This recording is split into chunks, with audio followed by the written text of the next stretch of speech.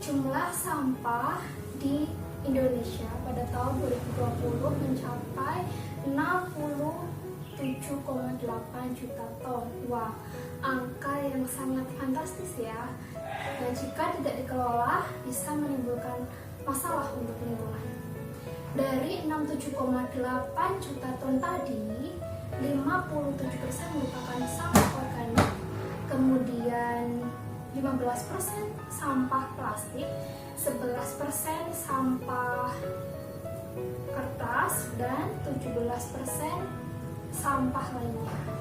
Nah, ternyata sampah yang paling mendominasi adalah sampah organik, yaitu mencapai 57%.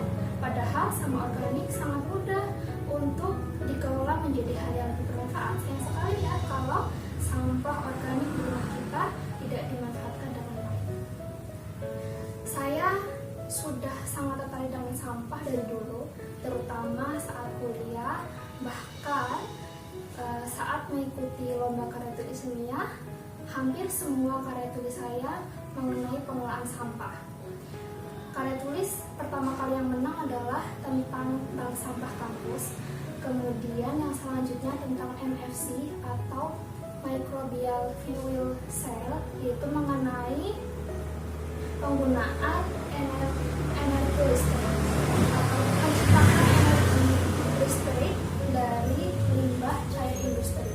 Selanjutnya yaitu biohydrobomb, yaitu pembuatan biohidrogen dari pome. Apa itu pome? Pome adalah palm oil effluent atau limbah cair kelapa sawit. Bahkan saking tertariknya dengan limbah, untuk skripsi saya sendiri juga tentang pemanfaatan limbah, yaitu membuat larvasida untuk membunuh larva Aedes aegypti dengan menggunakan limbah kental. Saya harap tidak hanya saya, tapi juga teman-teman semua tetap membawa semangat cinta lingkungan ke dalam rumah. Oke, mari kita jelaskan pemanfaatan limbah di rumah kami. Hai halo Lova, berdasarkan keresahan teman-teman bahwa mereka sudah memisahkan antara sampah organik dan anorganik, tetapi mereka merasa usaha mereka sia-sia. Kenapa? Karena pada saat pengangkutan oleh tukang sampah tidak dipisahkan antara sampah organik dan anorganik dan disatukan dalam satu truk atau satu kontainer. Tidak seperti di beberapa negara maju di mana sudah terjadi proses pemilahan dari rumah, kemudian saat proses pengangkutan, dan sampai selesai proses pengolahan, dan semuanya difasilitasi oleh pemerintah, baik pemerintah daerah maupun pemerintah pusat. Berdasarkan keresahan tersebut, maka saya harap sedikit tips dari saya dapat menjadi solusi untuk teman-teman semua. Baik, halo Lova. Untuk sampah di rumah kami pilah di 4 tempat. Yang pertama yaitu limbah organik berupa limbah sayuran seperti batang dan kulit sayuran yang tidak dipakai. Kemudian sampah nasi berupa nasi basi atau nasi sisa.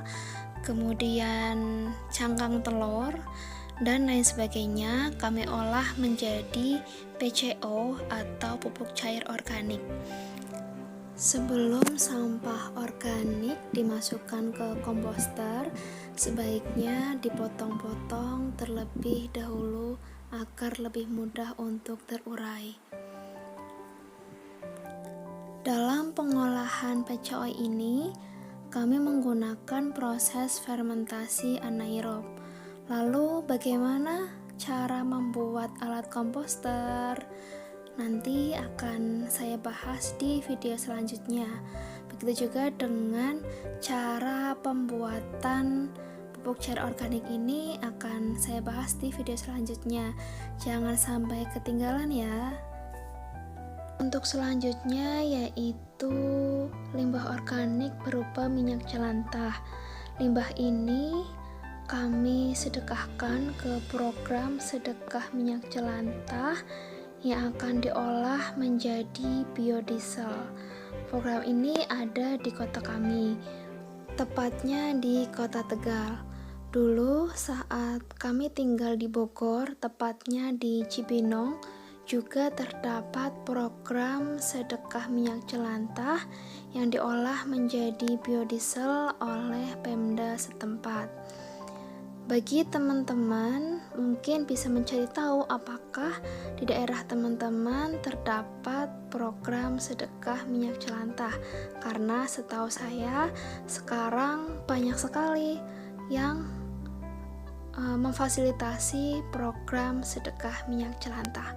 Kalaupun tidak ada, minyak jelantah bisa diolah sendiri menjadi biodiesel atau juga bisa diolah menjadi PCO.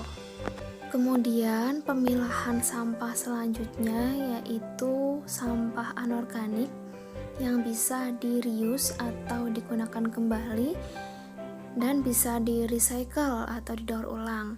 Bisa berupa botol bekas minuman, gelas bekas minuman, dus bekas, dan botol-botol kemasan seperti bekas kemasan sabun, bekas kemasan sampo, dan lain sebagainya.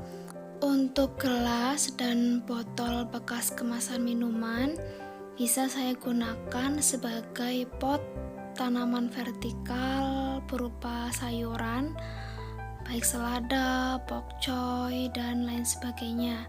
Sedangkan untuk botol bekas kemasan sabun atau sampo biasanya saya refill.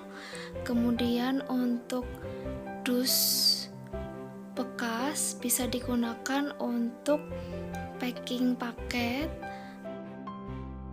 Kemudian sisanya yang tidak digunakan sendiri bisa dijual ke pengepul rongsok. Biasanya satu karung besar dihargai Rp20.000. Untuk pemilahan yang terakhir berupa sampah anorganik yang sudah tidak bisa di-reuse atau di-recycle sendiri dan juga tidak laku di pengepul rongsok. Nah, sampah anorganik sisa inilah yang akan diangkut oleh tukang sampah dan biasanya berupa sampah kemasan plastik.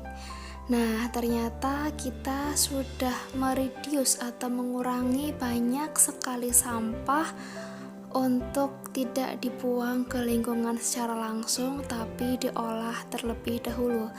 Secara tidak langsung kita telah melaksanakan 3R, yaitu reuse, reduce, dan recycle. Dan untuk meminimalisir sampah plastik, kita bisa mengatasinya dengan membawa tote bag sendiri saat pergi ke pasar atau ke minimarket, sehingga tidak perlu memakai plastik dari sana. Atau bisa juga kita stok plastik yang biodegradable.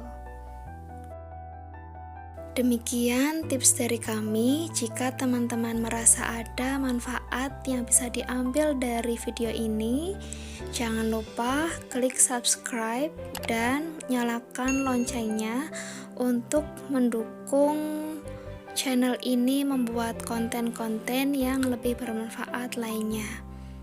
Terima kasih. Bye-bye.